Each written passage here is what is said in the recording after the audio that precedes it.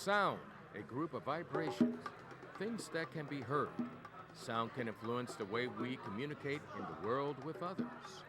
Many artists have used sounds in music, speech, and sound effects when recorded, used to accompany a presentation. From the film, beginner video production, to the master, from the novice to the professional, from playing and experimenting with things and, hey, then you come out with a masterpiece. These are all elements of the arts. And the art we focus on this show is sound. Hi, I'm LV Smith of Sounds Within.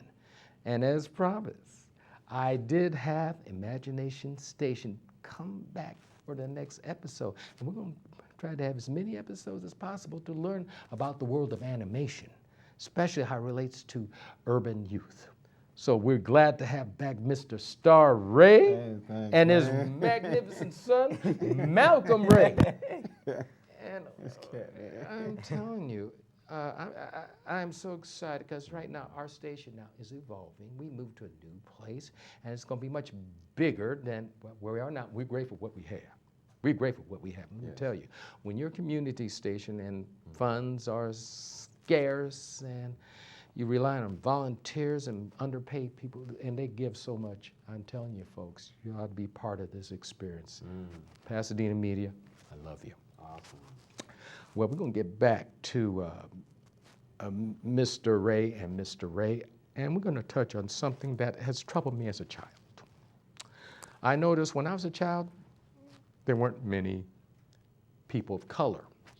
And if so, it was all stereotype. And let alone, I never knew of one African-American producer or animator. They just weren't around that I knew of.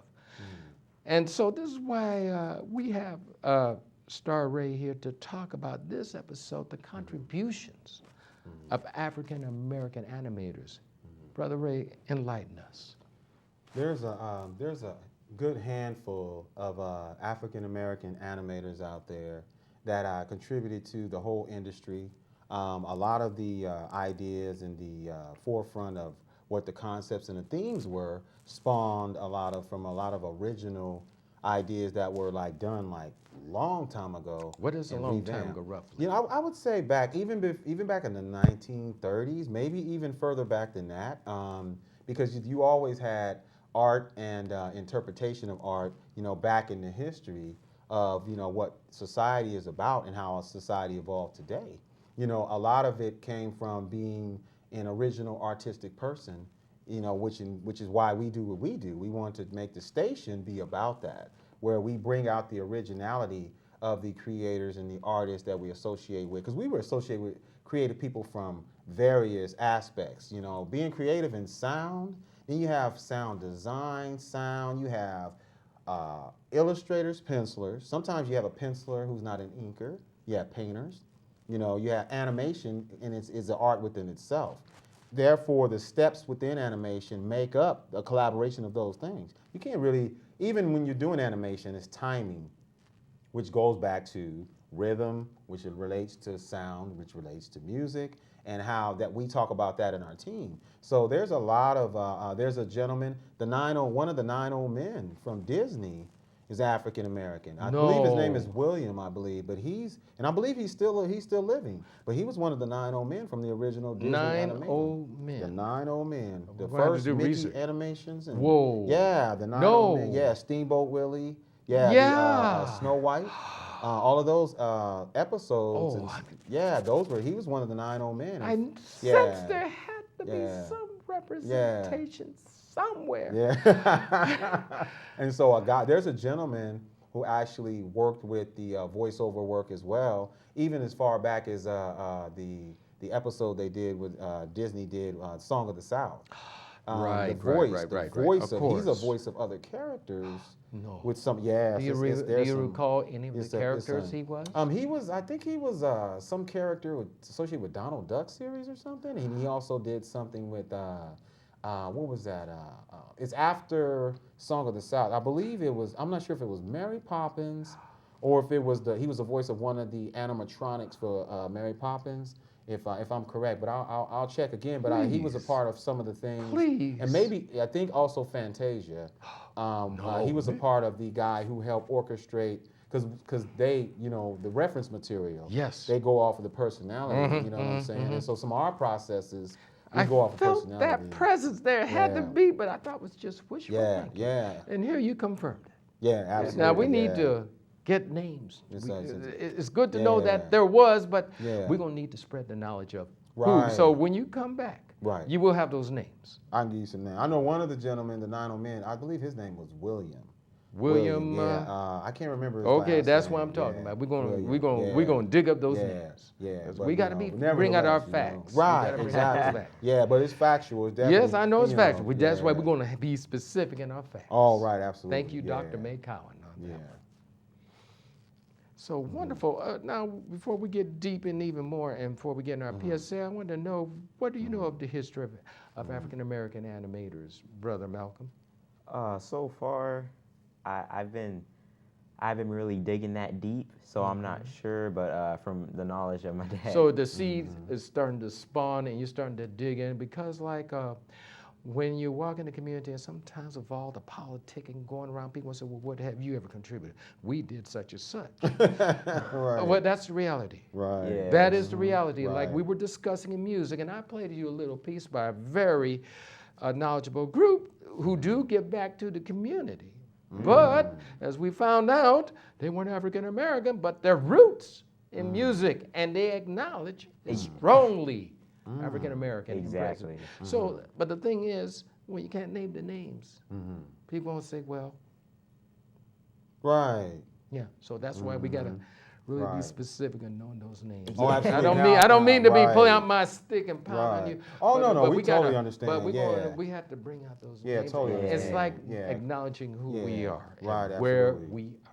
Yeah, because the gentleman I was Exactly. speaking about with the 90 Men, if they can Google it, they can research, and they can go back into the history of Disney, look up the 90 Men. He is the only African American on there in that group. I don't remember his last name exactly, but he's the only one. So if you want to research and you want to do more digging, you can do that on your own merit.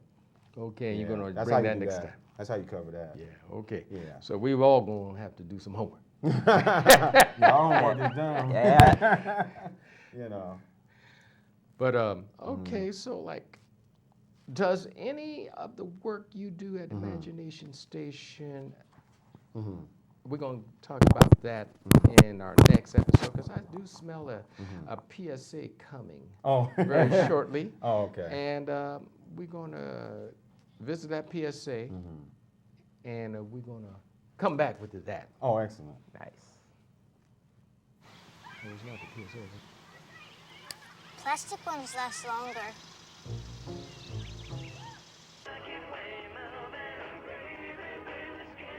Pork bellies close steady due to speculation that demand for bacon-related products. Read me this one, Daddy. Okay, honey.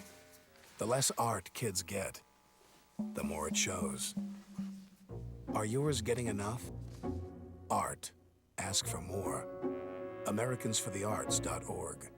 I'm principal of a new kind of public school. It's open up to 15 hours a day, year-round. Our teachers have more time to teach. Our students are better prepared to learn. There's just one problem. We can't get the kids to go home. Find out how your school can be more like this one. Call 1-877-LOVE-TO-LEARN. Hi, LV Smith, Sounds Within. Today we have the Ray family, part of Imagination Station. And I understand we have some of your projects here. Yes.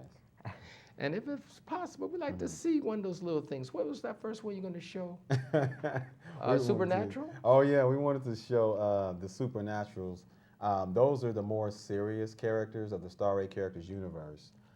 Yes, they're like, it's kind of like, you know, my own universe. Like Marvel has a universe, DC has a universe, Yes. even Milestone has a universe. The brother Dwayne McDuffie. He's an animator, and he's also he's a comic book writer. In fact, he wrote the last Superman, and he passed away after that. They're celebrating him right now. But he has a universe, and this particular clip is one of our serious characters. His name is the Galaxian Legend. And it's just a short clip about him. It talks about, what the character, is coming from, 21st century storytelling. We want to take storytelling to the next level.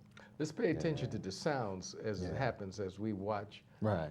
As we watch, what's that one? Supernatural? Supernatural. Okay, let's check it out.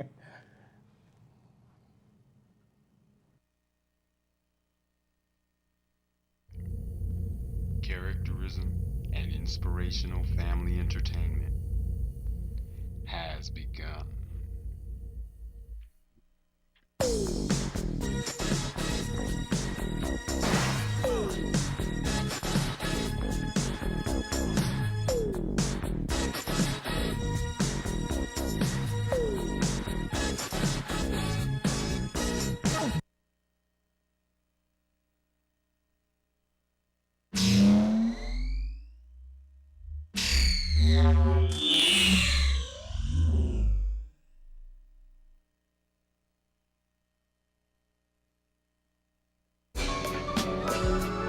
Starr's World.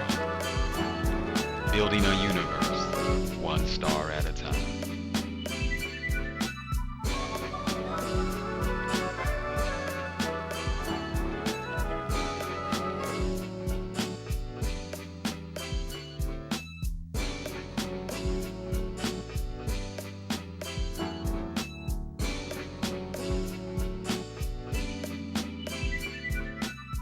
How about that? How about that? That was Supernatural.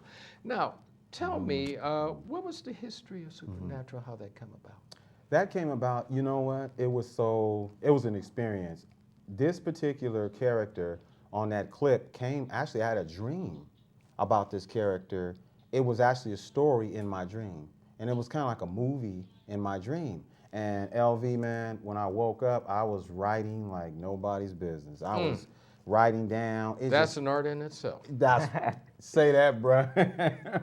It was like, man, it came to me and I was like, oh, wow. And the character evolved, the story evolved from there along with the character. And so it was, that one came in a dream, and it was, it's been evolving ever since. It's the supernatural concept is all about, we're not doing superheroes, we're doing supernaturals. It's the evolution of the superhero going to another genre. Our genre are supernaturals. Okay, would you explain what do you mean by when you say supernatural versus superheroes? Okay, superheroes are based upon, it's the hero construct and the motif of the hero. Superhero came along when they started to advance the more idea of the Lone Ranger and the early super guys and stuff like that, the Pulp Fiction type stuff. Okay, the word super came in. Our stuff is more so the advancement and the evolution of that idea. We say supernaturals because all of the things about the attributes about them are focused on the inner self of the being and the person who they are. So you have supernatural aspects about you. You know, it's supernatural to be able to create sound. Everyone can't create sound.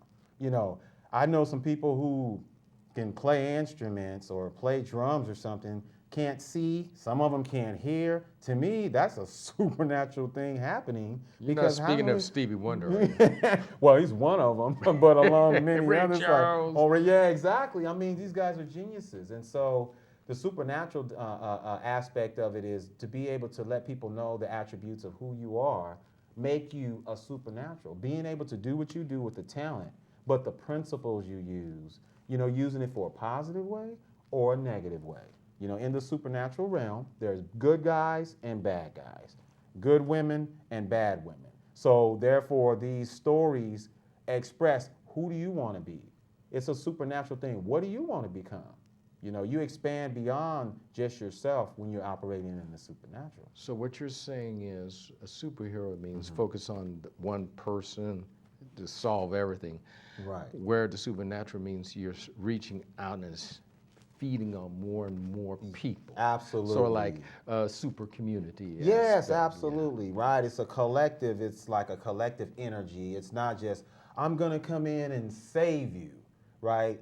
And supernaturals focus on, we're going to help you save yourself if you desire to. We all have to save ourselves Absolutely. against things that are not right. Right.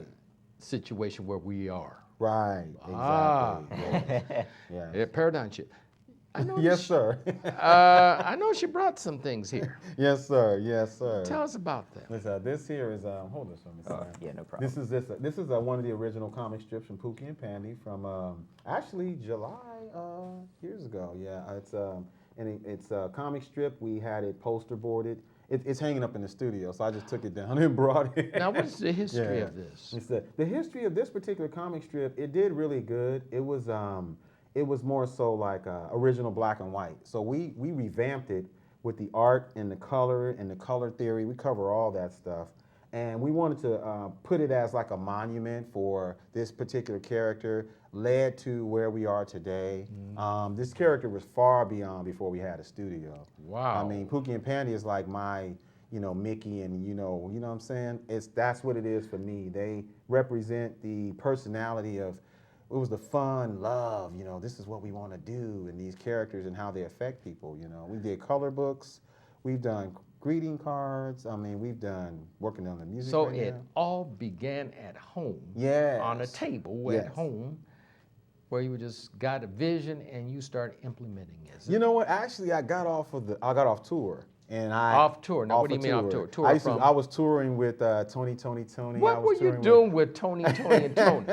We were the opening act for various tours when I was in entertainment. Yes, sir. You mean who is Yes, we? sir. Me, and I was in a group, then I was in a band. I started a group called Young Attraction. Wow. We toured with New Kids on the Block, Karen White, Babyface. We opened for the Motown Review.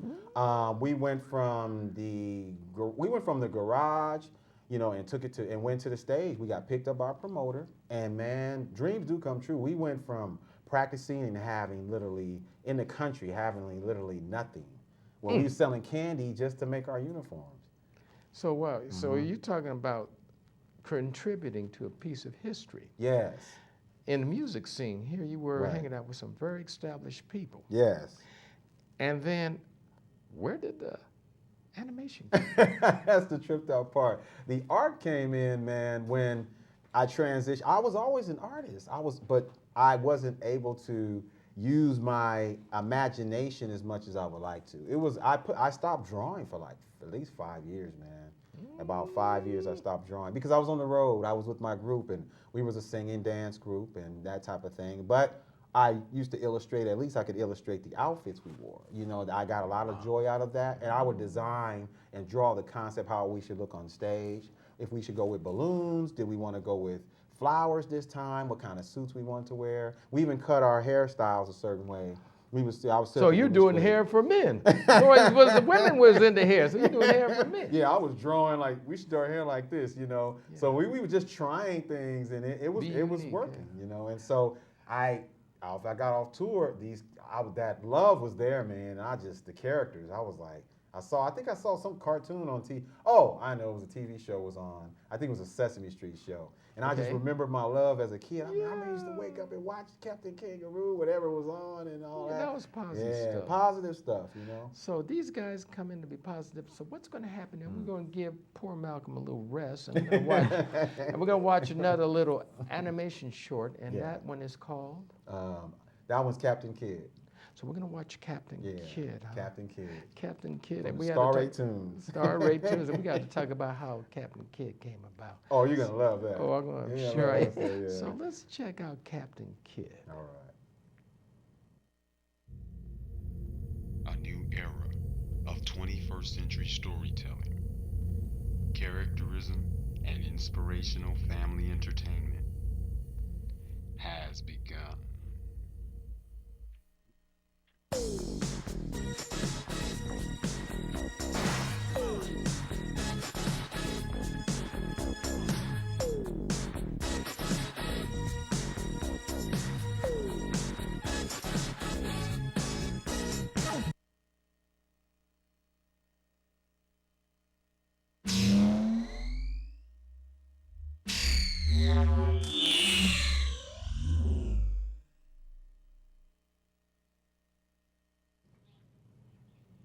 What was that we were watching? That was Galaxy in the New World. Hey, that's just as good. We could always come back to the other one. That's fine. That was excellent. Excellent. Oh, excellent. thank you. Excellent. Now, we're going to get back to our little subject of your personal history. Yes. About imagination and how you stumbled into this thing to make it happen. Right. So, here you are. We last left you. You were part of a group and trying to make them look good. Yeah. And a lot of times, I know, we saw them in groups, the boy groups Yeah. there. They look good and stuff, but we Right. never thought about it. Right. We always thought about the women and their hair. All right. But the guys who wore the suits, but then again, we never thought about it. Right. That's how I felt when we was working on, when the group, we was like, well, what can we do? Because there was other groups we were competing with. Oh, yeah. So we were like, what could we do to be different, have that edge? And they was like, well, hey, let's, they was like, well, you're an artist. I was like, yeah. I would say, well, can't you cut some designs in our hair or something? And I was like, oh, I never really thought about that. And it was like, yeah. So you introduced cutting designs in hair. Yeah, for our group. But then that picked up. Yes, it did. Yes, it did. I would cut our names in our hair, so when we turn around, we'd be back face to the audience. Everybody had their name on the back of their head, and trust me, I'm artistic and barbering. I wasn't like super barber or nothing, but I could get the clippers and I could draw with it like a pencil. And man, we tried it and it worked. It worked. Man. That is hard. Yeah.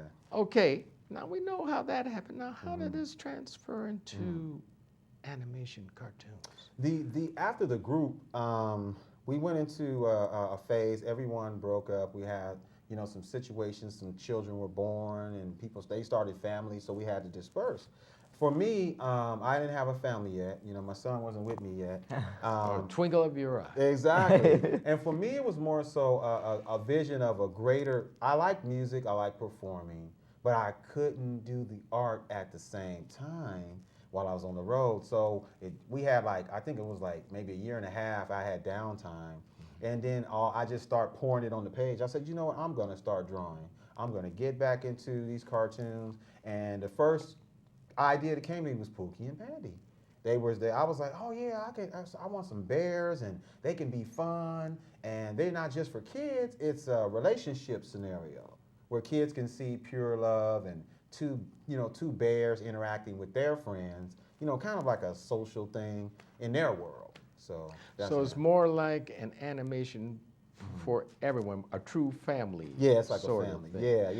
Yeah. So okay, the animation maybe was drawing the kids just to get out of the parents' hair, but then there was some stuff for the parents to pay attention to. Exactly. And it caught on. I drew I did a window for Christmas using my bears, and a newspaper saw it, and they said, hey, can we put the bears in the newspaper? And then there it went. They started being in publications, and they started getting out there, and I was like, oh, okay. I didn't even have an agent or anything. It just started happening.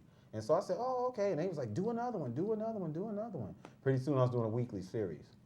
Wonderful. Now, we're going to go past that now, because here you're doing comic book drawing and animation, but that was not animation then. Right. Where did we go from cartoon drawing into animation? I wanted to go ahead and bring it to life. I wanted to see how, I went back and I started studying a lot of animation, and I was like, well, I like animation, but I didn't see the kind of animation I wanted to see. What do you mean?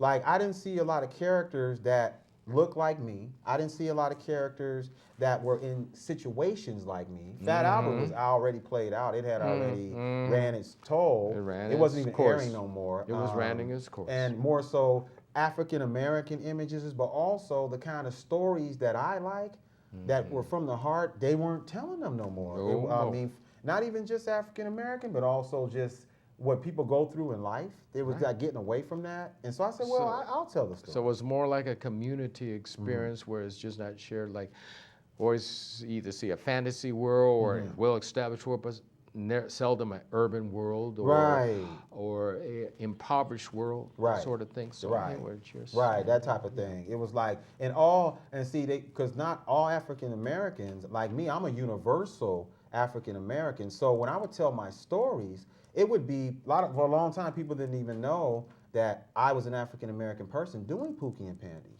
And then one day I was on an interview and they was like, oh wow, he's African American. But it was a really good thing. They was like, wow, because like you said, they didn't know that people of a color were doing these kind of characters. Because you look at it, you say, oh, is that Disney? Is that this? Is that that? And that's how that kind of spawned. It's Imagination Station. Exactly. And so we have fans of all races and all ages, and it is really good. You know, we got people still trying to order back issues. Yeah, man. We still get fan mail for Pookie and Patty get their own fan mail. I couldn't believe it. I was like, they're still writing us? Yeah. Years later, man. Now we're going to shift a little gears because it's that demon called time is about creeping. Oh, gotcha. It's not your fault, but we want to hear from Brother Macomm there. Where did you come in to the scene before we close off, and how this impacts the future? Like, what do you mean? You mean, how does it? How did you stumble into the animation world? Oh, What brought you into the historics? I started getting into, like, when I was young, I would start getting into color books and stuff, and then I would see my dad drawing on his art table, and I was like, oh, I could do that too. And so I started off with stick figures, and then I started drawing really big faces, and then I went into drawing little, like, superhero guys that my dad was drawing, so I started trying to, like, duplicate it a little bit. So I got into that, and then as I got older, I started developing my art style, and then I started getting more exposed because my dad into comics and stuff, because I had got away from it for a while. But I got into it, and I was like, wow, this is, what am I missing? I'm an artist. I don't want to like miss my talent. And so then I started just getting and growing older, and then I got into it. And then when I was drawing, I just started coming up with ideas, and then my dad was helping me write the stories, and I was like, wow, this is really cool. And I started getting, like, it's coming from the heart when I was drawing it, so I was like, this is what I should do. Wow. That's impressive. Folks, we're going to have to come back to this. And we're going to move on, and we like to visit some aspects what is involved in the station. Is that possible? Yes, sir. Yes, sir. Okay, so when we come back again down the road, give you a little breather, we're going to come back with Imagination Stations. Until then, folks, do tune in again.